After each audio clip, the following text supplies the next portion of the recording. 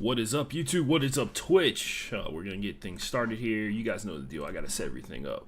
I don't know why Spotify keeps automatically opening on my computer, but probably just going to, probably going to change that setting. It's actually really annoying. I find myself quite annoyed today. Don't know why. I think it is because today is my last day of work at Disney. And, of course, it's a day that I normally do the podcast on. So it's like one last time of rushing through doing this podcast as quickly as possible and annoying the hell out of me, because I could very easily just be like, yeah, I'm not coming into work today, but I'm going to choose not to do that. I'm going to show up for my last day of work, even though none of the people that I hang out with are going to be there, so that's fun. Football. What else we talk about on this show? Podcast, Twitch, right? Maybe use the Houston hashtag. For some reason, I constantly am using the Houston hashtag as if I want to, be only big time in Houston or something like that. But hey, what do I know?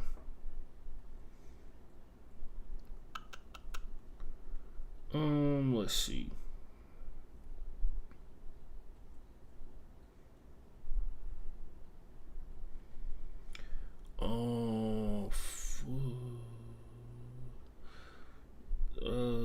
Yeah, that's the name of the channel that I use, which is not live, right? Okay, there it is. It is live. Just making sure. We are up to 9 subscribers. I think that's like one more subscriber than we had before. But hey, we also got a follower while we were offline, so clutch, straight up. Shout out. Hold on, let me read this name. Hopefully, it's not a spam bot like last time.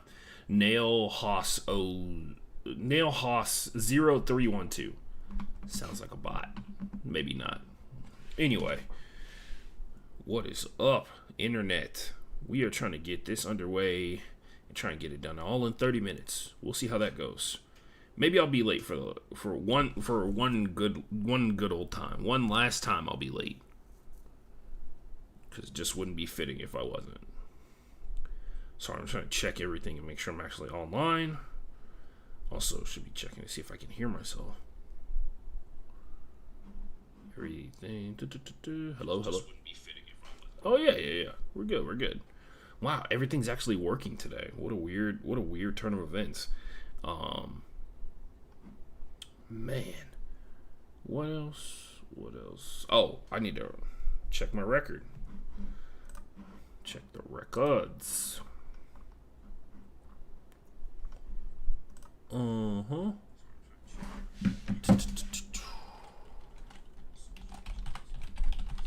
Money line and against the spread. We were almost over 500 on the spread this week.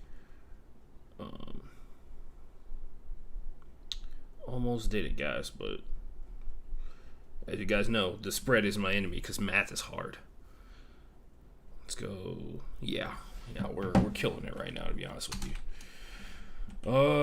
Money line. Let's see. Record. Almost said it on the microphone. That would ruin the surprise for a lot of people.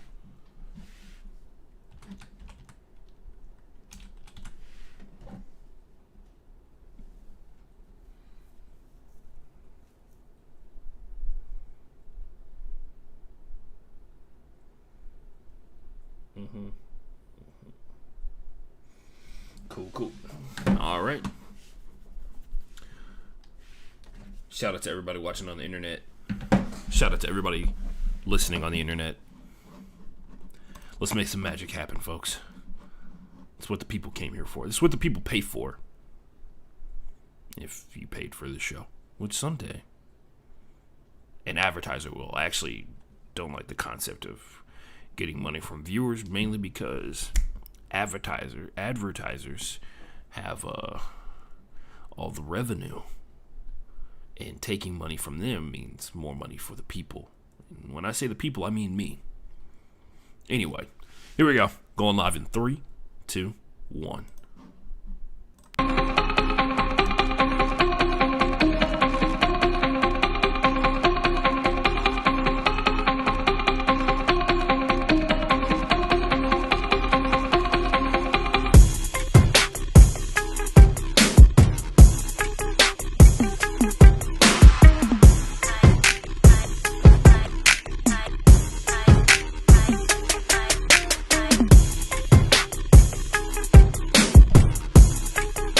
Ladies and gentlemen, boys and girls, and everybody else in between, this is the Broke Boys Sports Podcast, and as you already know, we are majorly behind schedule. We are doing our NFL-only show today, where we'll talk about everything that has to do with Week 5 of the NFL season. So if you're watching on YouTube, watching on Twitch, or if you're one of the people who follows me on my social media platforms on Twitter at FB_Playbook or at the Ashton J, or on TikTok at the Ashton Forever, or on Instagram at the Ashton Forever. Hit me up with a question in the show and I will answer it. I have notifications on and all that kind of jazz like that. If you're in the chat, shout out to you for being in the chat. Appreciate it very much. So we got to get right to it because we're actually going to do some special stuff. This point of the season, it is week 5 of the NFL season, ladies and gents. So that means we are almost 30% done with the season. Technically, we're like 27.9% done with the NFL season because of the extra game this year. But nonetheless, we got to start looking at some weird things that are going on. We got to look at some trends that potentially could be emerging to inform us as to who some of these teams are. Because somebody asked me who I think was going to win the Super Bowl, and it's actually one of my friends, Sager.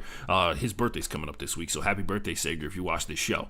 Anyway, he asked me who's going to win the Super Bowl and looked at me all weird because, I'm an aspiring sportscaster. I'm supposed to be able to drop hot takes. I gave you guys, somebody asked me who I think is the 3 teams most likely to go winless this season, and I put the Arizona Cardinals, who are now undefeated, the only undefeated team left in the NFL, on that list, along with the Indianapolis Colts, who have 1 win, and the Detroit Lions, who are still winless. So I feel pretty good about that. Anyway, he asked me that question, and I said to him, I was like, Sager, the team that's going to win the Super Bowl doesn't even know they're going to win the Super Bowl yet. So how am I supposed to, determine and understand who's going to win it when it's week 1 of the season? Yeah, sure, you can talk about how they're title contenders. Yes, there are people who have immensely talented football teams, really good head coaches, and the ability to have people step up and perform at a high level once guys get hurt. I feel like that's the underrated part about championship teams. At some point or another, you have to find out, you have to reveal, you find out the depth of your roster, right? Like your roster has to be spectacular because at some point somebody's going to get hurt in some way, shape, or form, and you need either the same production you were getting from the starter or an increase in production from the guy who's coming in, because typically when you're coming in, just with the way that the world turns in the NFL, when your most valuable player gets hurt, you play and face some of the best at that position that player is hurt at. Anyway, we move on. This is the Broke Boy Sports Podcast. We're talking NFL only this episode. We're going to try and keep it short because I got less than 30 minutes before I have to go to work. And by the way, today is my last day of work at Disney. According to my contract, this is the last day that I'm on the schedule. I'm on call for the next week or whatever, but other than that, it's a wrap for me. So it would only be fitting if I did the podcast on the day that I have to go to work and end up being late for work that day because of doing this podcast one last time. One time for the one time.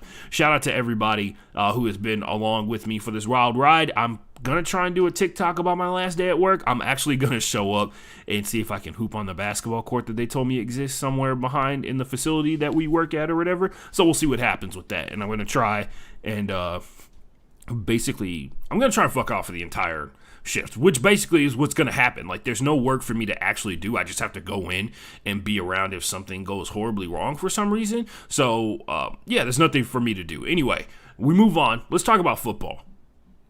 In particular, let's talk about my perspective and my opinion on football. So, for the entirety of the NFL season, I am in a pick'em league, and I've been placing bets on the side. I'm not going to tell you what app or whatever I use to place bets, but I've been basically taking the picks that I put on the show on Thursday and utilizing them to make picks on the weekends, on Sunday, and stuff like that. So, and in the space of that, I've been doing it on Moneyline. I've been doing it against the spread. So, if you're in my pick'em group, you know how well I've been doing so far in that.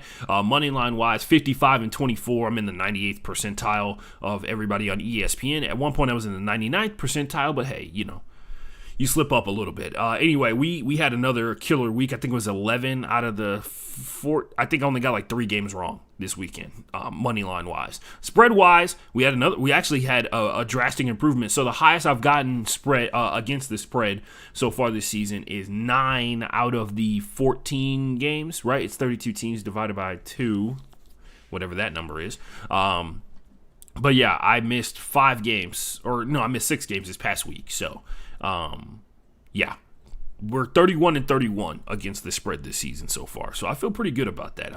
I'm picking every single game that is available to be picked. I will point out that I did miss Thursday Night Football. I actually typically miss Thursday Night Football because I have so much going on. I have this show, and then as some of you guys know, I go to Quidditch practice out in Huntsville, Texas, which is about an hour away. So as soon as this show is over, I have to scramble and get all my gear together, and then I get in the car, and by the time I get in the car, the kickoff has already happened and all that kind of jazz like that. But yeah, I typically miss Thursday Night Football. I probably could have gotten a couple points here or there that would have helped me out a bunch if I had been picking during Thursday Night Football. Anyway, we're moving on to the current state of the NFL. The Arizona Cardinals are the only undefeated team left this season.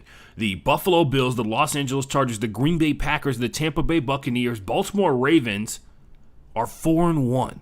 So far on the season. Very impressive season so far. 5 weeks into it, and in the case of the Baltimore Ravens, everybody and their mom getting hurt, right? Like you saw what they look like with their secondary now, without having like two basically lockdown corners at their disposal, and having Jimmy Smith plus Marlon Humphrey and Marcus Peters, of course, is going to be amazing for most teams. And Chuck Clark, by the way, is going to be amazing for most teams. But having the kind of injuries that the Ravens have had at the cornerback position and the running back position, and still being able to do what they're doing. In particular, Lamar Jackson seemingly going to a whole nother level. I will say Monday Night Football was a direct product of the fact that the Colts defense has fallen off a massive cliff, inexplicably, by the way. Anyway, those teams are all 4-1 on the season, and there's only one team that is winless this year. It is the one and only Detroit Lions, haunted by the angry ghost of Henry Ford. Very upset about the black people on the team. And potentially Jewish people on the team as well. So Henry Ford, for as long as there is not segregation, this team shall not win. And there you go. That's the legacy of the Detroit Lions. So I went through and I found like some kind of weird trends that were going on as I try and subtly open up Twitch to see if anybody's writing in the chat, because quite frankly, it's not loading on my phone right now. So this is probably going to make me skip a couple of frames, and I apologize in advance to those people. Anyway, we're on Twitch. We're going to our channel. We are indeed. On our channel real quick. See if we get somebody in the chat. Oh, I should probably mute myself. Yeah, hold on. Oh, my bad. Yeah, so we got that going on for us right now. Everybody talking about William Shatner in the group chat right now. It's very weird. William Shatner went into space finally, guys, by the way. Anyway. The scoring trends that I've been paying attention to have been, you tell me if any of them are interesting, right? There are certain things, they're like little stat lines that I've been putting together, kind of like ESPN stats and info, but like not as cool, right? The eye test here. So this is the eye test in regards to running game. The teams that are currently leading the NFL in yards after contact are the Cleveland Browns, the Dallas Cowboys, the Tennessee Titans, and the Baltimore Ravens. Yes, that does make sense, because if you've been watching either one of those teams this entire season, they've been not just hitting people with a ton of run plays just in general, because the Cleveland Browns actually are first in run plays run this season, but they have they've been running through motherfuckers. Like Tony Pollard, Ezekiel Elliott. I'm surprised actually that the Cowboys are not first in this category, but it also may be due to the fact that the Cowboys are killing it in pretty much every passing category known to man. The Tennessee Titans, they have a Tractor as their running back, Tractor Cito, out there doing his thing. Derrick Henry has been running through people since before. He's the one I personally believe brought running through people back. Like, truck sticking people is back because of not in small part the efforts of Derrick Henry and his ability to embarrass anybody who's not a defensive lineman. Mostly Derrick Henry and cornerbacks bouncing off of him like he has an imaginary force field, or Derrick Henry and his stiff arm to the face mask or face of a defensive back. Name a more dynamic duo, right? The Baltimore Ravens, a team that has been all in on the run game for a long time here. Once again, they had the longest streak of 100-yard rushing games as a team. That was broken on Monday Night Football because, at some point you gotta, when it comes down to it, you gotta tune them up a little bit. You gotta go out there, you gotta beat them another way, and they were able to do that, which, by the way, versatility versatility is a big thing in terms of being successful in the playoffs. And this is a question I've been asking myself, and I try and ask myself this at multiple points throughout the course of the season. Who do I believe is the most flexible team in the NFL? And honestly, the Ravens have to be up there. Ravens have to be up there, especially after what happened on Monday Night Football. And then the Chargers, in my mind, seem like they're definitively the best and most versatile team on offense and defense as well. Anyway, tell me what you think in the comments or somewhere else on social media, on Twitter at FB_playbook. But we got this here. Yards after contact, the Cleveland Browns, who, by the way, just so happened to probably nobody's surprise whatsoever, are second in broken tackles this season. So the Browns have hands down been the best run team in the NFL, and it is not a surprise because they have two starting caliber running backs that, John Dorsey got onto the team, and people, I still will never understand the whole completely ditching John Dorsey as a general manager. But hey, whatever, it got them to where they are now. So I guess the ends justifies the means. That's how simplistic our approach is when it comes to football and fandom in general. But yeah, the Cleveland Browns are second in broken tackles and they're first in yards after contact, which, not a surprise that they basically have bulldozers in the background, in the backfield, and they've been running like they have.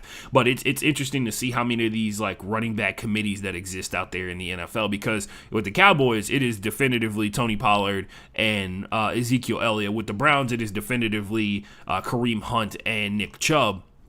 With the Tennessee Titans it's just Derrick Henry. It's just Derrick Henry out here doing the work of basically what every single one of these other teams, like the Baltimore Ravens, is Lamar Jackson, Tayshaun Williams, and Latavius Murray. It's very funny that it's oh wow, by the math, almost Derrick Henry is the equivalent of two starting running backs. It does the production of two starting running backs of the NFL. Moving on, we talked about the run game, and I'm sure so many of you out there, so many of you number nerds out there, are just exhilarated by the thought of talking about the run game on a constant basis. I love the run game because, once again, beautiful violence. I'm a big fan of it. But I go to the passing game.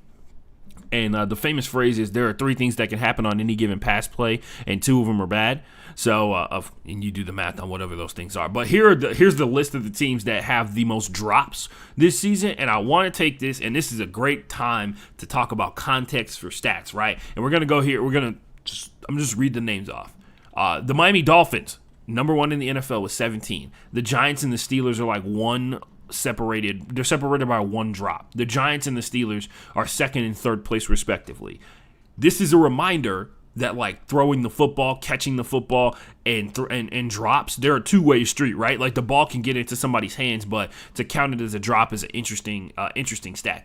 There's so many times where you see a quarterback throw it within the body realm of a wide, to throw it into the body of a wide receiver, but it's behind where the receiver is at. There's one thing that comes into my mind, because I actually got into an argument with a friend of mine about this during the Titans-Seahawks game.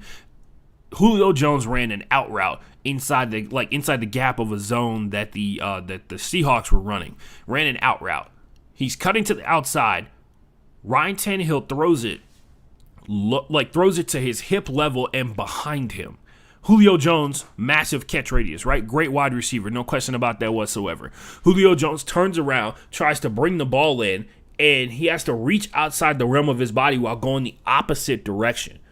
The ball hits his hands and he drops it, right? And everybody says, oh man, that's all Julio Jones for not bringing that in. It's nah, that was a bad throw. And Julio Jones, although it was in the realm of where his body was, but let's not try to pretend that that's not a bad throw that Julio Jones almost made up for in the process of that. And I feel a lot of people really struggle with that concept because of that stupid ass phrase about well, if you get your hands on it, you're supposed to catch it. It's yeah, I guess, man. I guess if you jump over three defensive backs and they tip the ball and you touch it, you're supposed to catch it, right? That kind of stupid stuff, right?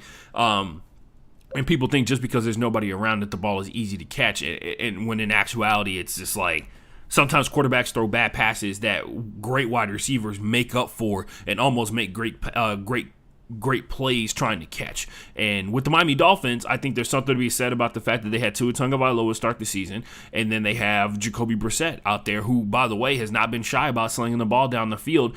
That's what kind of kept them in that game versus the Tampa Bay Buccaneers earlier on Sunday. The Giants have Daniel Jones, who Daniel Jones has had for whatever you have to say about the Buccaneers, because you could argue the Buccaneers have had a lot of killer drops throughout the course of the season too. But the Giants, as like a whole, like the wide receiver position has been up and down, right? Like they've literally lost their top 3 wide receivers on their depth chart, and they've lost Daniel Jones. We'll get into that like a little bit later on in the show. But the Daniel Jones situation, I mean, Daniel Jones not a great quarterback, right? Like we've seen him do amazing things throughout the course of the season, but like his throws are very rarely like very super accurate throws, right? So there's definitely some fault on his part. And then of course it goes without saying, like the Steelers with Ben Roethlisberger, like I mean the guy is struggling to get the ball down the field to people, right? Like he's had some moments where he's been able to fire him off, and you saw it this past weekend when they went up against the Denver Broncos. He killed him for like a couple plays downfield, right?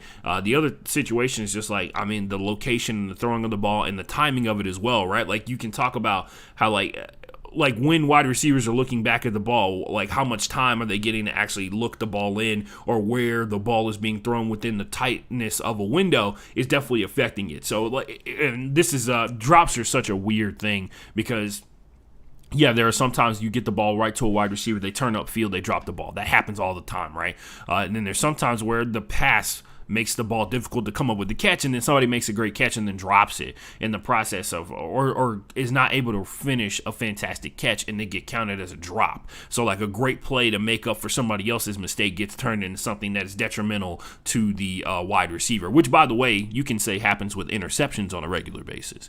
So I just wanted to point that out. Oh, also I figured out who the biggest vulture in the NFL is. This terminology vulture is utilized a lot in fantasy football, right? A vulture is a player that typically it happens with running backs, right? A vulture is a player who, when the team will use a running back throughout the course of an entire drive, right?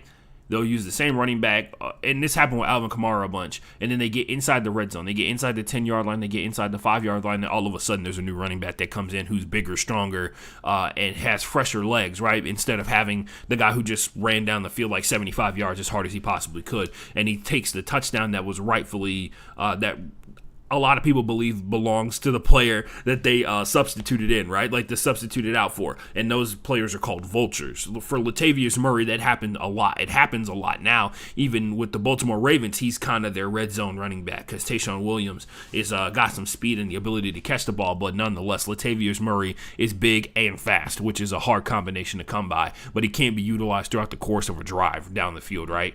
Sam Darnold is the biggest vulture in the NFL. So he's got 3 rush attempts and 2 rushing touchdowns. I will say this would be a lot more poignant if Christian McCaffrey was still the starting running back for the Baltimore Ravens instead of Chuba Hubbard, right? But yeah, nonetheless, Sam Darnold technically is the highest scoring player in the red zone that is not a starting running back in the NFL. Straight up. Like, that's what the numbers say. So if you look at that list of rushing touchdowns in the red zone, inside the 5-yard line, and look at number of attempts, rush touchdowns, Sam Darnold is like the only guy in the top 10, or I think it's like the top 15 that is not a starting running back on another team. So, yeah, I got another category here for you. The Red Kings. The kings of the red zone in the NFL so far this season. Cooper Kupp, DK Metcalf, DeAndre Hopkins are all tied with 4 receiving touchdowns in the red zone so far this season.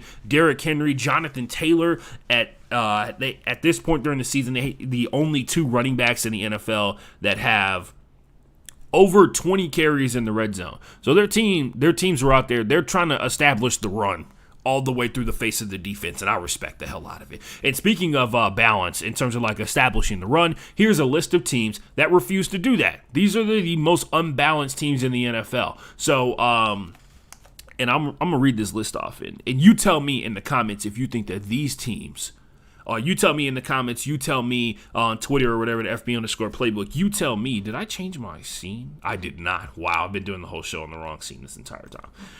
I apologize, ladies and gents. Anyway, what was I saying? I was pointing out, yes, this very poignant thing here.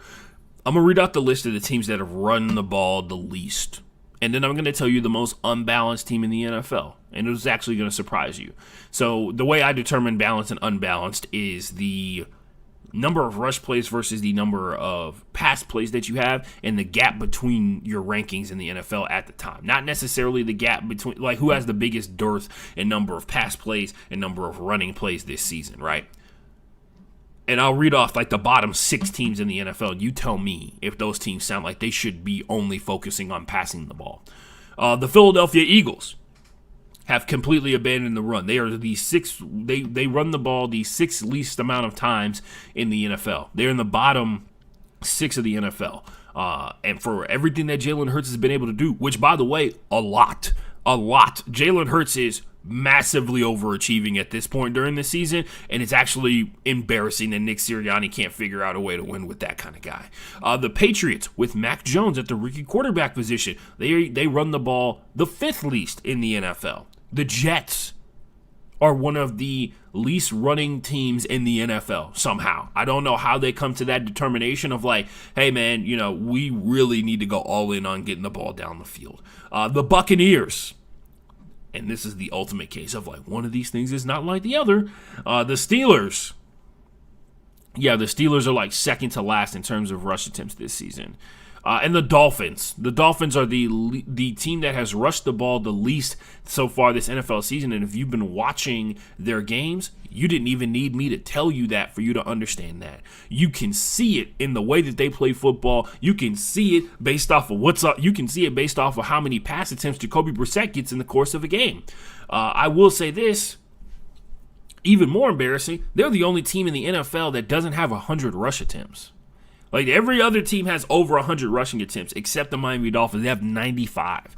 I don't know what the plan is in terms of this. Maybe they know something about Jacoby Brissett that I don't, where it's like you force him to pass the ball like 500 times in the course of like 4 games or something like that, and then all of a sudden you're in every single game because Jacoby Brissett is like finely tuned and knows the offense or whatever. And to their credit, Jacoby's been making some stuff happen. Devontae Parker looks amazing out there, but the wins are not stacking up for the Dolphins, and a lot of people pointed out that they had the hardest first 5 games of the season in comparison to pretty much every team in the NFL. And now for the rest of the year, they're going to have some of the easier teams that they play in the season, and this could be the huge turning point for them. They just needed to survive the rough start to the season, which, hey, only time will tell, because the Dolphins, let's be for real, there's been moments where you're just like, wow, that team is actually looking competitive, and then you see how they played against the Colts, and you're just like, wow, man, that's not going to cut it. Like doing that kind of stuff versus the Colts, and then having the Colts kind of like run away with it in the second half is like, yikes, bro. Like, for real. But yeah, there's that. That is what I got for you. You tell me. Does the Buccaneers being, oh, by the way, I didn't tell you who the most unbalanced teams are in the NFL. So we got the Eagles, Patriots, Jets, Buccaneers, the Steelers, and the Dolphins are all the bottom of the barrel when it comes to running the ball this season. The most unbalanced team in the NFL in terms of pass attempts to rushing attempts is the Tampa Bay Buccaneers. Yep. They are number 1 in pass attempts this season, which, by the way, they're number 1 in pass yards also in the NFL. And they're in the bottom 3 in terms of rush attempts. Behind them, the Steelers are 6th in pass attempts and the second least runningest team in the NFL. So, yeah. One of those two things is not like the other. One of those things is led by a quarterback who many people is speculating that his arm is dead, right? And the other one has the greatest of all time at the quarterback position. So, if you were to go all in on passing the ball with him, then the other guy, one actually makes sense, and the other one seems like the thoughts and theories of a madman. Anyway, moving on. These are the 4 teams that are best scoring by quarter in the NFL. The Cowboys are the best team in the first quarter. The Browns are the best in the second. The Rams are the best in the third. And for some reason, the Chargers are best in the fourth. I will say the Chargers have found themselves in a lot of really close games this season, which, of course, may have something to do with why they're so good at scoring in the fourth, or why they're so high scoring in the fourth quarter. But yeah, Cowboys starting strong.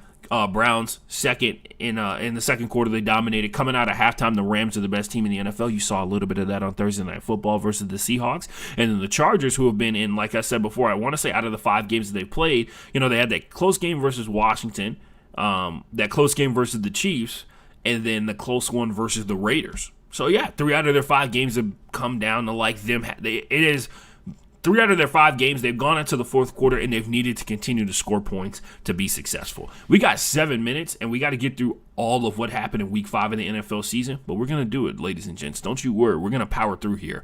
So we'll start with Thursday Night Football. The Rams versus the Seahawks. The worst case scenario has come to pass for the Seattle Seahawks. They are now about to What happens here in the next couple of weeks could determine whether or not Pete Carroll remains the head coach of the Seattle Seahawks, because for a long time, and if you're a Seahawks fan, like like me, you've known this is the deep dark secret of the Seahawks. Without Russell Wilson to fill in all the gaps of all the problems and issues that the Seahawks have, like as a team, even to the point where like Russell Wilson's success has overcome the defense slowly being bled to death on the other side, right? And the Seahawks defense has actually stepped up quite a bit this season. They've had multiple times where they've actually gotten pressure.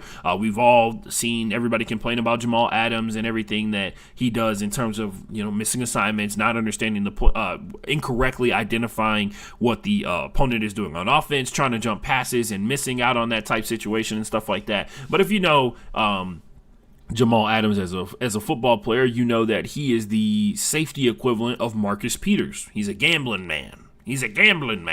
But yeah, in this game, the Seahawks started off the game pretty strong here, and then guess what? The second half completely shut it down like they have for the rest of the 4 out of the 5 games this season. Completely shut it down in the second half of this game. So that was exhilarating to watch.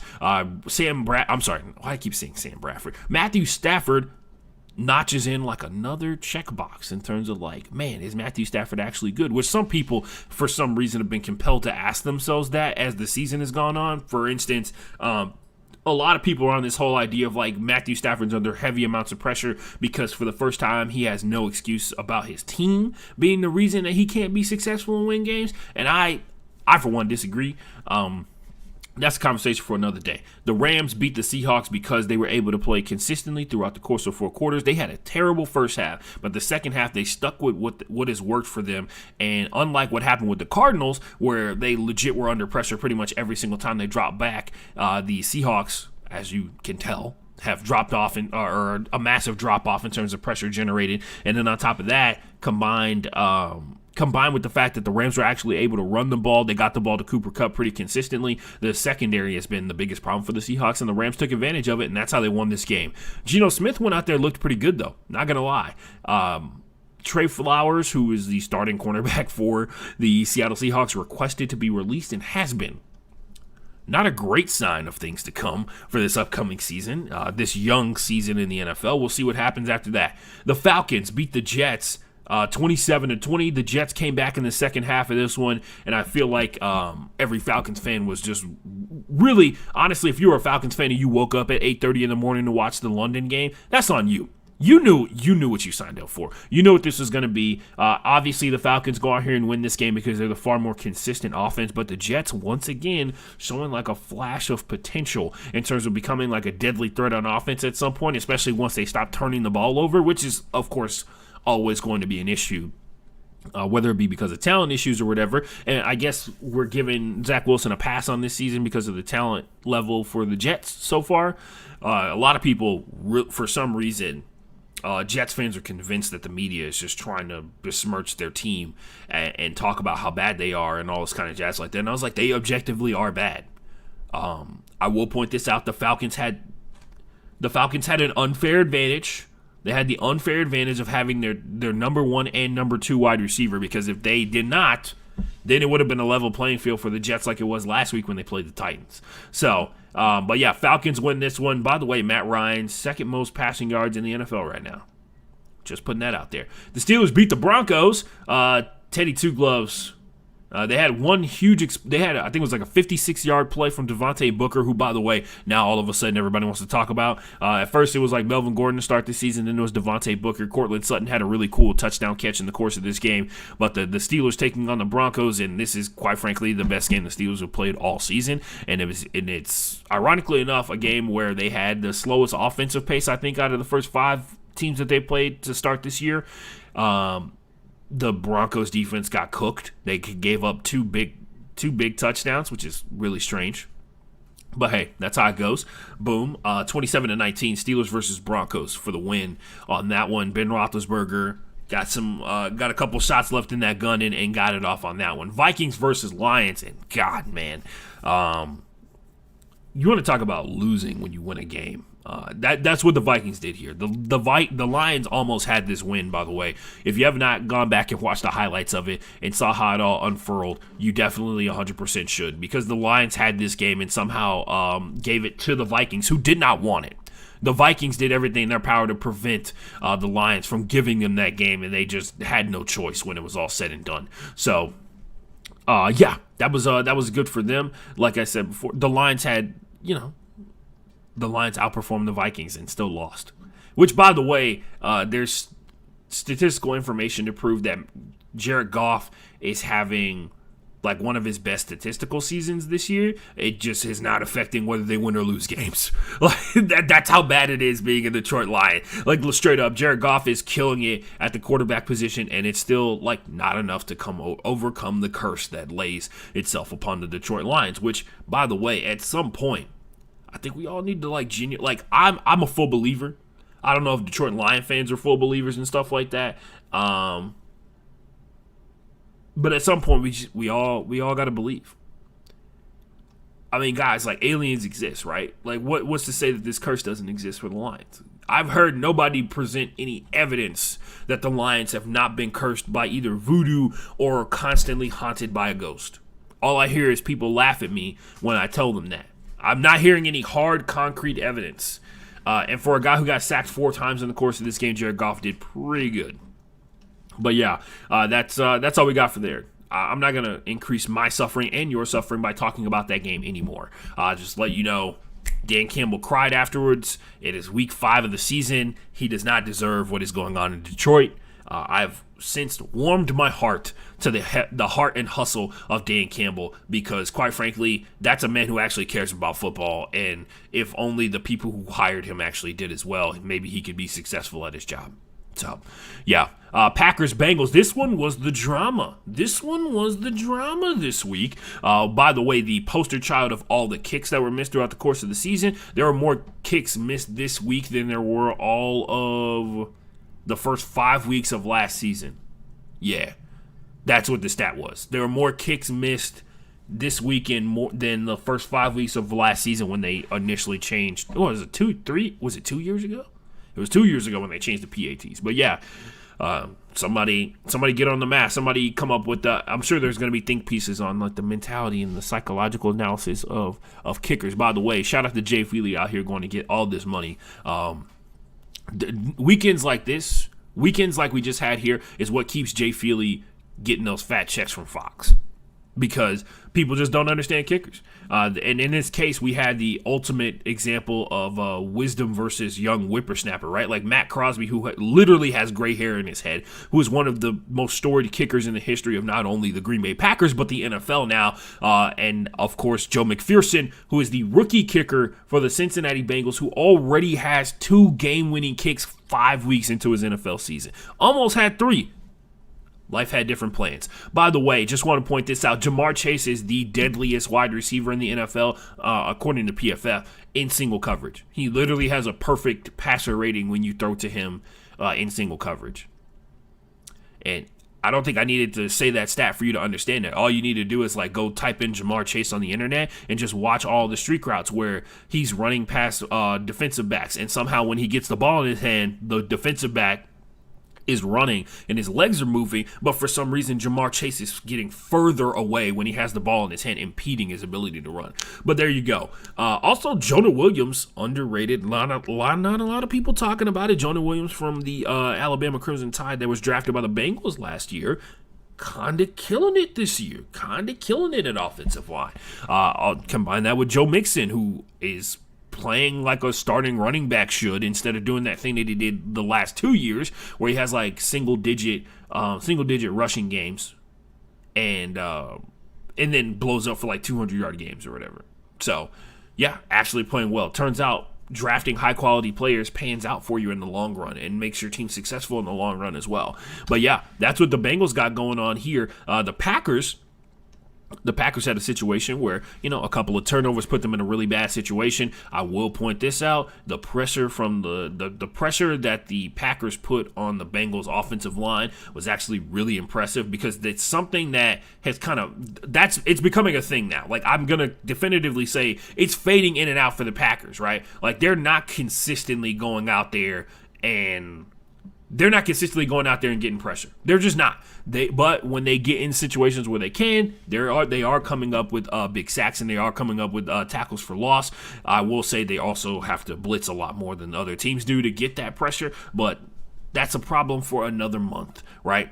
In this game, it was staunchly decided by the first half of it, right? It was 14-16 at halftime, and then the Bengals didn't score in the third quarter. The Packers got 2 field goals, so it didn't look all that great. And in the fourth quarter, the Bengals got a field goal and a 2-point conversion to force it into overtime. Matt Crosby and Joe McPherson both had shots to go out there and finish this game off. Matt Crosby finally came up with the kick to end this whole thing and get it done. The Bengals, who, by the way, lost the turnover battle and somehow were still in a matchup versus the Packers, were very, very close. I kind of suspected this was going to be a close matchup just because we've been seeing the Bengals actually play consistently for the first time in like 2 years, right? And it's because they have a quarterback who knows what he's doing, right? The situation with the Packers, like I said before, the situation with the Packers is bad, right? Both quarterbacks got pressured 12 times, and it was over a fourth of their dropbacks consistently. Then both of them basically got sacked the same number of times. Just Joe Burrow actually scrambled and got outside of the pocket, whereas Aaron Rodgers had a lot of the time where he got pressured, he rolled out and found somebody to throw the ball to, and it paid off for him big dividends. And it actually culminated in Aaron Rodgers going out of his way to make sure that he told Joe Burrow, and I quote, "Slide. You're too damn talented. You've got too much in front of you to accomplish in this league. Sometimes you got to slide. I would have said the same thing to Andrew Luck. And actually, there was one person to listen to about taking care of yourself and making sure that the game doesn't break you. It would be Aaron Rodgers, because he's had to. Aaron Rodgers has built up quite a bit of mental fortitude throughout the course of his football career that got him before he ever got to the NFL, right? Like, if you know Aaron Rodgers' story, it's like JUCO, big-time college, quote-unquote drop in the NFL draft, right? And highly recruited, not highly recruited kind of stuff like that. Found his way to the NFL, had to sit behind Brett Favre in the course of that drama, where like once he took the starting role, Brett Favre tried to come back, and then the team had to tell him like, no, there's no spot for you on the team. And of course, having to follow up the act that is Brett Favre, and somehow surpassing Brett Favre in the process of doing that. Now in a situation where, and this is my favorite thing about the Packers right now, Aaron Rodgers is still doing Aaron Rodgers things despite what every single media outlet wanted you to believe was going to happen. They thought he was like going out there to tank, which if you actually were smart, you would know that Aaron Rodgers tanking would actually help the Packers after he left, right? It would put them in a position to draft better after he left. And if you really wanted to get back at him and backstab him, you would take him all the way to the Super Bowl and lose. I'm kidding. That's not actually how you get back at somebody like that. But you do go out there and you win every game possible, and I don't think Aaron Rodgers has ever shown himself to be a competitor that does anything less than go out there and get, and when it's time to get gotten, it's time to get it. You know what I mean?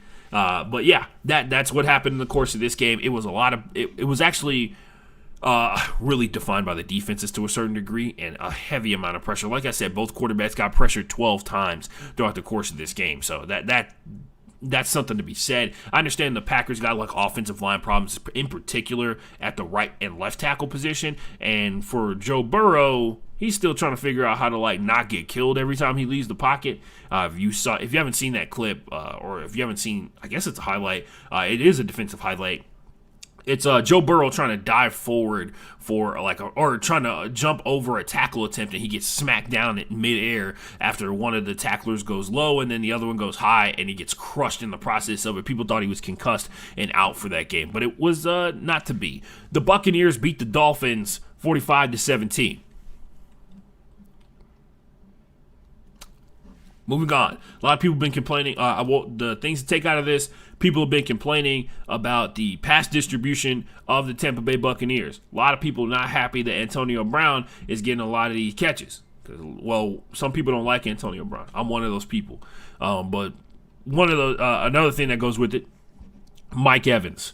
A lot of people upset that Mike Evans is not touching the ball. People talking about how Chris Godwin is falling off, which is weird because he had 7 catches for 70 yards last week. Anyway, the 17 points is to be expected. The Buccaneers went out there and they tuned up the Dolphins. The game was kind of close to like a certain degree, like as close as you could be if you're the if you're the Dolphins with your backup quarterback facing off against the Tampa Bay Buccaneers. So yeah. I will point this out, and this is the weird part. The closest this game at one point in the second quarter was like 10-10, and then right before halftime is when it blew up. So in the span of 14 minutes, essentially, the Buccaneers scored 14 more points, and the Dolphins did not respond at all. They did not score until 6:56 in the third quarter, and that was the last time that they were scoring this game. So, Yep, fun times. Oh, and best part about the Dolphins, no turnovers this week. Yeah. I'm sorry, I'm kidding. That's 2 turnovers. The Tampa Bay Buccaneers did not have any turnovers. And then like I've said it before on this game, by the way, 9 rushes for 39 rushing yards. I've said it before on this show. There are certain teams that do not need your help in terms of scoring the ball, and the Buccaneers are one of them. So those 2 free turnovers, that's on you. What happens afterwards and how far the foot goes up your ass is on you. Anyway, 25-22, the Texans absolutely doing everything but winning this game. Great defensive plays across the board. They actually stopped one of the rushing touchdowns from the Patriots in the first half of this one. Got Damian Harris on a forced fumble, and then flipped the switch. They went for it on 4th down a bunch of times because they knew that their offense needed a couple more downs to be able to go out there and force the issue. Dave Culley finally breaking free of the things that we've seen the first four games of the season, where you kind of punt the ball away on 4th down no matter what. He got a little aggressive, got a little loose with it, and then all of a sudden they finally started letting Davis Mills pass the ball. It turns out he's able to throw the ball past 10 yards. Who would have thought? Hopefully this is something to build upon. Hopefully there are not other things at work that prevent Davis Mills from being able to throw the ball a little bit more this season, because if they play like they did against the Patriots, to the point where they almost beat them. I will point out the second half of this game was basically nothing in terms of the offense for the Texans. If you didn't see the game in person, the first half they scored, I think it was all 22 points in the first half, right? No. Yeah. All 20. There was 15 of the 22 points were in the first half. And then they scored a touchdown in the third, and then they did not score in the fourth, whereas the Patriots did not score in the first quarter, and then they scored every quarter after that. So it was a little bit of back and forth between 2 rookie quarterbacks, and with a little bit more development and a little bit more talent around them, that could turn into something else later on down the road. That I did see a lot of great defensive plays yet again from the Houston Texans defense, which has been, honestly, I may be wild and out of pocket for saying this. Do the Texans have the best defense in the AFC South? I don't know, man. You tell me. Yeah, and I know the AFC South is big time down bad this week, but it also did take an entire half of football for Mac Jones and Bill Belichick to realize what everybody else already knew, and that the middle of the field is wide open against the cover 2 that Lovie Smith likes to run. So hopefully it'll take a little bit less time next time for the Patriots to figure out something like that. Once they did that, it felt like Mac Jones really kind of caught his stride, especially utilizing the out routes from tight ends, and then Jacoby Myers running across the formation. Any drag routes across the field or deep post routes worked pretty well with Jacoby Myers. So I'm assuming somebody's been taking notes somewhere, and that will become a problem for the remainder of the season for pretty much anybody else. Nonetheless, great performance from the Texans in a loss, but nonetheless a loss to go on the record as well. And they slide to 1-4 on the season. And another bad way to go out. And you kind of felt it the entire time, especially in the second half of the game, especially considering they got multiple possessions in the second half and only scored on one of them. And you saw that pretty much everything was covered. A lot of the time that Davis Mills, stuff that was open in the first half was no longer open in the second half, and they paid for it. They paid for it dearly. The Saints beat the Washington football team 33-22. The Chaos King reigns supreme. The Chaos King, who lost to the New York Giants just a week ago, went out here and tuned up the Washington football team. The turnovers killed Washington in this game. A lot of people have been talking about like the defense for a lot of people have been talking about the defense for Washington looking worse and worse as the season goes on. I feel like it's kind of going the other way. The secondary looks less confused, but nonetheless, the Saints have full access to their offensive playbook, which is nice throughout the course of the game. And then on top of that, they have a really good run game to go along with it. They did not do a great job of generating pressure, and when they don't do that, they pretty much are, they're able to be got just like every other team in the NFL, right? Like, that's what makes them exceptional. It's not their secondary knowing where they're supposed to be and being able to lock people down, which is kind of what it felt like a couple years ago, but it is way more of the front seven, really the front four, being able to get pressure on the opposing quarterback and force bad passes, and helps out the coverage because it's like less time that they have to spend in coverage, and then less time that DBs and safeties have to spend out there covering wide receivers, and then two, there are lower quality passes being thrown. And it makes it easier and better for the Washington football team to be able to play defense. And they're just not getting that. They got 5 pressures in this game. Like, in totality, they got 5 pressures. No, my bad. They got 10. I don't know where I got 5 from. They blitzed 19 times and got 10 pressures in this game. But a lot of the time, a lot of those blitzes came in the second half. That's what I have written on my notes. My bad. But yeah, they got 2 sacks in this one. They got 10 pressures in the course of this game. And Jameis Winston, for whatever you have to say about him, the Chaos King reigns supreme. He was able to go out there and make a couple of big plays, especially deep down the field versus heavy amounts of pressure from the Washington football team up front, and they did not turn the ball over nearly as much as Washington did. That helps out a bunch. Eagles versus Panthers. Somehow this game ended up going to the Eagles. If you watch this game, most of the time the Panthers were ahead. I will point out there's some things about the Panthers that I said in the first couple weeks of the season. Their defense looks amazing. Their defense looks astounding, but their offense is like 100% like super slow. Their offense is inconsistent, and Sam Darnold, in this game turned the ball over a good chunk of time and was under pressure from the Eagles consistently. Darius Slay was the number 1 rated corner by PFF this week, and looks like if you can take away DJ Moore, turns out you can stop the Carolina Panthers. Who would have thought? Who don't have their starting running back, who have a quarterback who's still getting adjusted to their offense, and then really don't have the wide receiver depth that they had a year ago because Curtis Samuels is now gone and plays for Washington. Who would have thought? But yeah, the interesting part about this whole thing, the Panthers at one point up 15-6 in this one, and it felt like with the way the Panthers defense was playing, especially with the refusal to run the ball by Nick Sirianni. The refusal to run the ball is actually becoming a massive problem because people know that Miles Sanders is actually very good at football.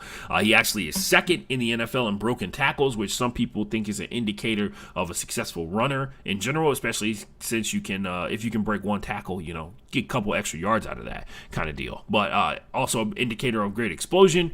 And he also had like a carry for 27 yards in this game. Like these situations where they refuse to take like the easy way out is something that probably is going to undo them. And I get it, Nick Sirianni is a rookie quarterback and he's a rookie head coach and all that kind of stuff like that. But it's brutal. It really is. Darius Slay and the defensive backs for the Carolina Panthers went out there and they did their thing, man. They forced 3 interceptions in the course of this game and then got a ton of pressure. Three sacks. They lost 3 sacks in the course of this game, and I think the pressure was like 15. Hold on, let me double check real quick. They got 13 pressures. 13 pressures on Sam Darnold in the course of this game.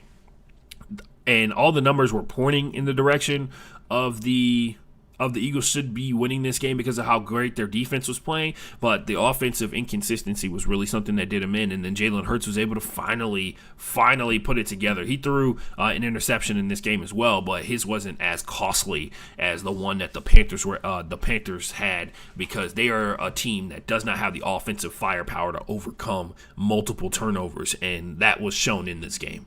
Hands down. They are a team that cannot turn the ball over because they don't have a dependable run game anymore. And once again, they have kind of a one-dimensional pass game to go along with it. And I feel like this is one of the games where you look back and you're just like, the Eagles are a top 5 defense in the NFL. And they showed it. Also, saw this crazy stat. By yardage in the NFL, Jalen Hurts accounts for 87% of the Eagles' offense by passing and running the ball. That is the highest of any individual team in the NFL. So, for everybody who's talking about how Jalen sucks, maybe somebody else is really out there holding them back. The Titans played the Jaguars. A tale as old as time, ladies and gentlemen. Derrick Henry beat the shit out of the Jacksonville Jaguars. The Titans have decided to spare no one. Derrick Henry has no cap on the number of carries that he can have this season, and pretty much everybody's got to suffer for it, right? He is currently more rush yards than 25 teams in the NFL, and Derrick Henry's great day was completely overshadowed by James Robinson's great day was completely overshadowed by Derrick Henry absolutely dominating them. Hold on, I'll read off what James Robinson did, because the refusal to give him the ball more is actually kind of frustrating when it's all said and done. Here we go. This is like the kind of day that James Robinson had here. He had 149 rushing yards, a rushing touchdown off 18 carries, which is crazy to think about. And then receiving-wise, he had one catch for -2 yards. And nobody cared because Derrick Henry beat him down. Derrick Henry, 29 carries for 130 yards and 3 rushing touchdowns. And the big story coming out of that game was not even close to how good James Robinson played, because he was the only guy who actually played well. Other than Laviska Shenault, my bad, I take that back. Other than Laviska Shenault and Dan Arnold, who, by the way, finding his way very, very well with the Jaguars so far. I like Trevor Lawrence understanding, like, Dan Arnold, very good. Also very close to the line of scrimmage. Give him the ball. Pass distribution, pretty impressive from Sam Darnold. I think he got the ball to 8 different receivers in the course of this game. But the funniest thing, hands down, was if you didn't see the clip, during this matchup, there was a situation, Ryan Tannehill got sacked. The ball got pushed forward out of his hands like 30 yards, and the Jacksonville Jaguars thought legitimately that they had a case for that being a fumble because it was in the grasp of Ryan Tannehill, and then all of a sudden it was propelled forward. And it's like, that's like a telltale sign that the ball was kind of going forward in some way, shape, or form. And the guy hit him from the side. It wasn't like he got hit from behind and it forced the ball forward. The defensive lineman hit Ryan Tannehill in his from his left side, and the ball went straight ahead. So, indicator of, like, the ball may have already had a trajectory and was already on its way, and then Ryan Tannehill got hit while the ball was in his hand slightly. And they were trying to get a fumble out of it, and Urban Meyer was, like, holding on to the challenge flag and was, like, trying to think about throwing it as long as possible. He somehow coaxed the head referee into coming over there, talking to him for, like, 45 seconds to be in, like, yo, if I challenge this, what am I going to challenge? What is da-da-da? Like, had the flag in his hand and just refused, and then finally threw it, and then they didn't get a challenge. They didn't win the challenge like we all suspected they weren't going to. The Chargers and the Browns had probably the best game of the NFL season so far. 47-42 was the final score in this one, and we had like some next level big brain stuff going on here. Brandon Staley was trying to make set Austin Eckler up for a situation where they would slow bleed the clock towards the end of this game and take as much time off of it as possible before scoring the touchdown. And the Browns, Kevin Stefanski and the Browns got together and they said, we're going to go even bigger brain. We're going to carry Austin Eckler into the end zone for the touchdown. And that's exactly what they did. By the way, very smart for the offensive line to realize that the Browns are trying to carry Austin Eckler into the end zone and try and help resist from him scoring. So that happened, and that was for the Browns to try and get a final attempt and on the game-winning drive. Another game-winning drive this season for yet another game-winning drive for the Cleveland Browns, and Baker Mayfield coming up just a hair short on this one. A lot of people pointed out in this game, and I'm trying to double check here, a lot of people were really upset about the number of targets that one Odell Beckham Jr. did not receive.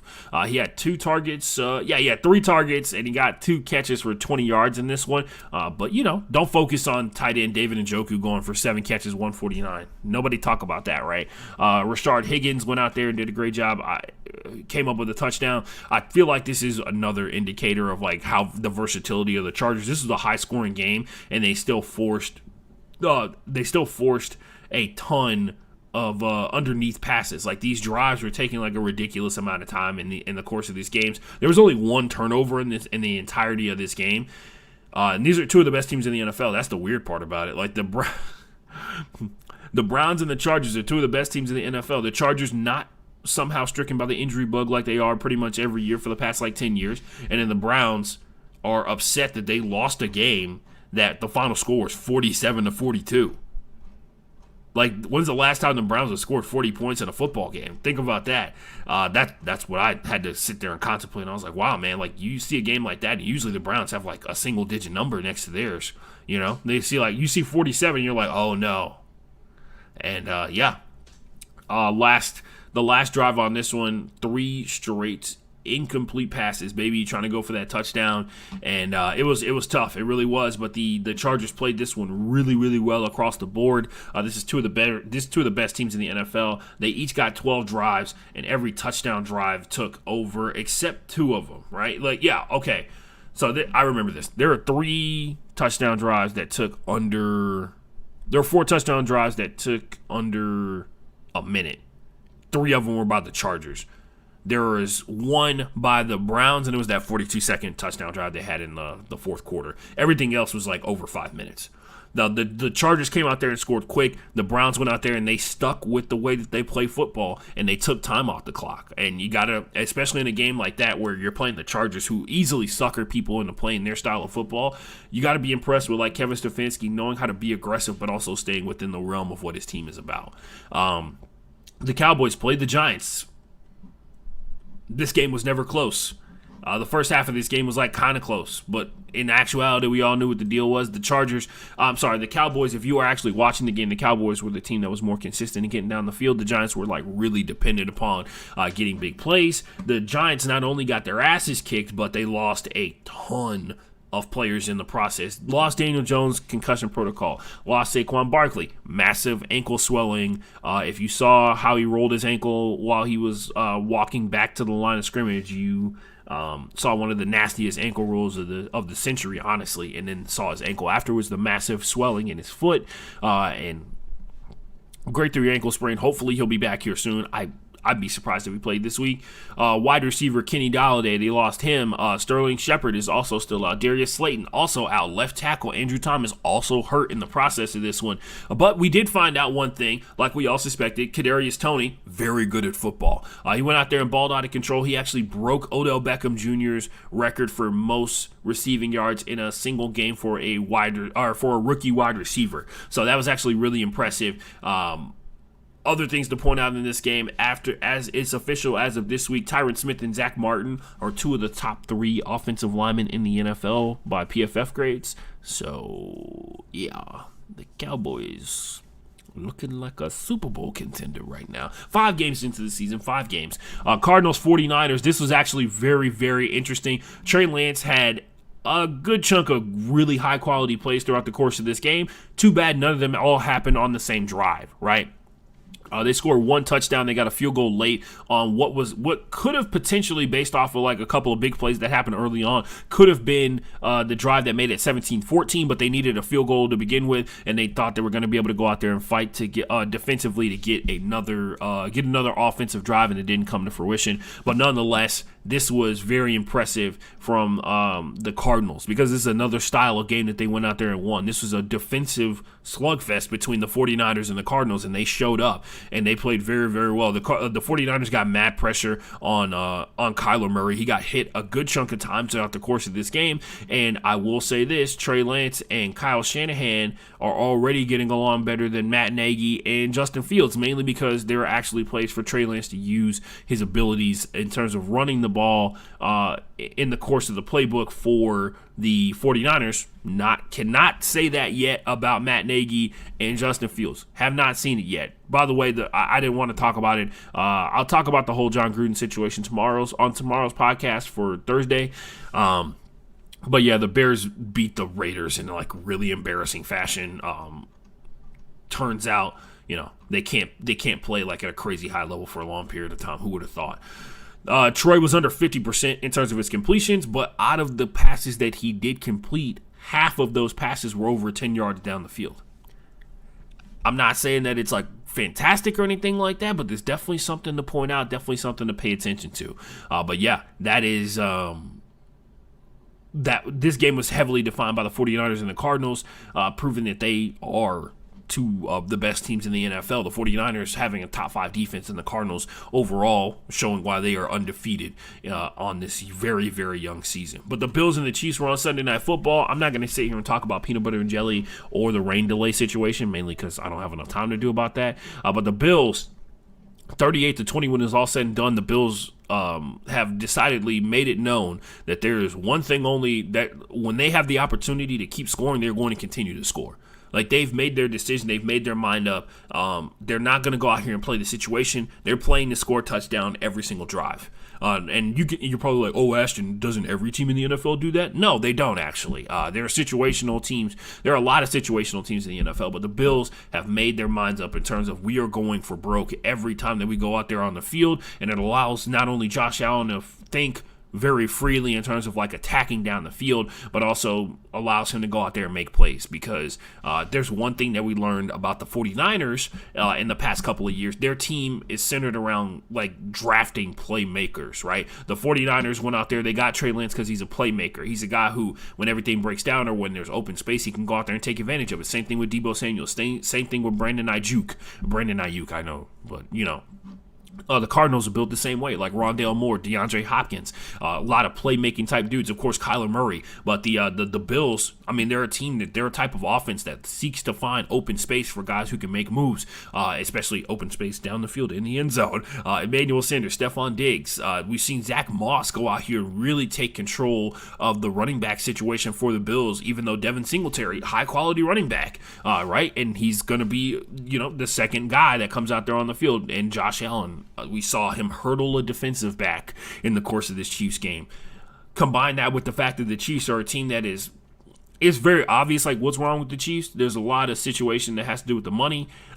They've invested a ton of money in Frank Clark as a defensive lineman to go out there and make plays happen. Same thing with Chris Jones. They can only do so much in terms of like generating pressure. They can't generate pressure 50% of the game, 100% of the game. There have to be people who can go out there and make defensive plays down the field, which, to their credit, there have been defensive plays made in the secondary and the ability to stop the run. Like we saw versus the Chargers, the second half of that game, the Chargers the Chiefs defense stepped up and made things happen and gave the Chiefs offense an opportunity to get back into the game, right? They just can't bank on that happening every single game. And not to say that they're just going out here and they're one of the worst defenses in the NFL, but they're in the middle of the pack. And if you're going up against these type of teams, like the Chiefs are going up against a slugfest of future playoff teams and, in the case of the Buffalo Bills, Super Bowl contender, right? And they got embarrassed because they have like a mediocre to below average defense in the NFL, and it showed in this matchup. They gave up 38 points because of that. They gave up, there's 2 points shy of what the Texans gave up, right? Like the Texans got smoked versus the Bills because they don't have the offense to be able to keep pace with the Bills. The Chiefs got smoked because they had the offense, but because of the defensive presence, the Chiefs had no time to try and find any gaps or any way to.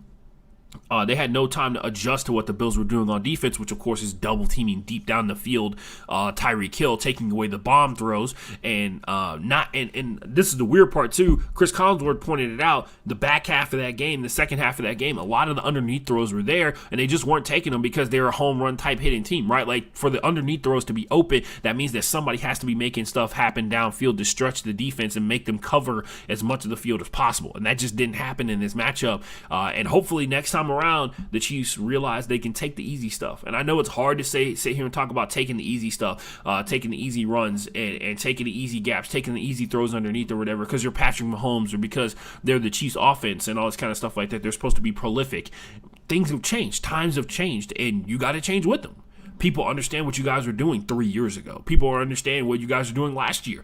And hopefully with the brilliant mind that Andy Reid has, he can make adjustments and they can take another step forward, because once again, we're 5 weeks into a season, guys. Like what happens here is not going to define teams, right? You can be 0-5 to start the season and still end up with double-digit wins this year. You can end up with 12 wins this year. You can end up 12-5. You just go undefeated for the rest of the season. Not to say that's easy or anything like that, but just wanted to point that kind of stuff out. Monday Night Football, next level iconic game for Lamar Jackson. The Ravens get into a hole big time early. Not only do their first 3 drives get completely snuffed out by the Colts defense, but they also, the Colts offense gets some early points on the board, and also the defense almost pulls off a fumble, scoop, and score for like 97 yards or something like that if it were not for a ghost call, because they should have had that touchdown. Like, there's no question about it whatsoever. They're talking about like it was a forward pass because when the guy caught it, he was level with the football, even though you can definitely just throw the ball completely parallel to where you are and it's not a forward pass. Whatever. It should have been a touchdown. Who knows how that would have changed this game, but nonetheless, that drive being put at the 20-yard line for the Colts and them getting nothing out of it helped the Ravens in the second half, because this final score ended up being 31-25. The Ravens scored they scored all but 3 of their points. They scored 28 points in the second half of this game. And the Colts scored 3 in the second half in overtime. The Colts defense looked pretty bad in this one. The beautiful part about this, and this is why you call it an iconic game for Lamar Jackson, not only did he throw for over 400 yards in this game, but he did it in the pocket. Like, if you go back and you watch the plays that Lamar Jackson made, you watch the game that he had, he stayed in the pocket and waited for his wide receivers to get open. He played like a quote-unquote pocket presence quarterback. And even when the pressure collapsed on him, because he realized early on that the Colts had not only keyed in on his ability to scramble, they were very aware of the lanes. They were basically baiting him into taking lanes and stuff like that throughout the course of this game. There was also definitely a QB spy situation. Darius Leonard was spying on Lamar Jackson about 5 yards away from the line of scrimmage. He was able to run him down a couple of times, and in response to that, the evolution, when they take away something else, you kill them with the thing that they took away, right? You kill them with the thing that they can't take away. He went out there and he threw the ball, and he found multiple windows, right? Like Mark Andrews went out there and killed the game. We saw Marquise Hollywood Brown come up with a huge touchdown catch down the right-hand sideline. That is absurd. That evolution, that Lamar Jackson that we saw on Monday Night Football is everybody's worst nightmare, right? The guy who can do what it takes to adjust to the situation and go out there and get the win. That is the fear that is the thing that everybody was concerned about when Lamar Jackson got drafted, because that type of performance is truly the master of both ends of the spectrum, right? The ability to master the run master, the ability to go out there and be able to throw dimes. And if you can fluctuate where you are on that spectrum, depending upon your opponent, you're unstoppable. Not saying Lamar Jackson is unstoppable, but based off what I just saw on Monday Night Football, he might be pretty damn close. So that's all I got, ladies and gents. We are going to be late for work one last time, and I'm out. We kept the show under an hour and 30 here, so yeah, shout out to me for going out there and doing that. I know. Round of applause. Shout out to everybody who listens to the show on a regular basis. We will be back tomorrow, actually be back tomorrow. I don't have a Quidditch tournament this weekend, so I will have time to be able to do the show. Hit me up on Twitter, FB_playbook, at the Ashton J. Hit me up on Instagram at the Ashton Forever. Same thing on TikTok, the Ashton Forever. Subscribe to me on YouTube. Like and subscribe on YouTube, everybody. Smash that notification bell on YouTube. Broke Boy Sports Podcast. Look that up. I promise you it'll come up. You can just actually type in Broke Boy Sports and it will come up. Follow me on Twitch, and that's all I got. I'm out. Wash your hands, wash your ass. If you have the ability to wash your entire body, please do it on a daily basis. If you need better soap, get better soap.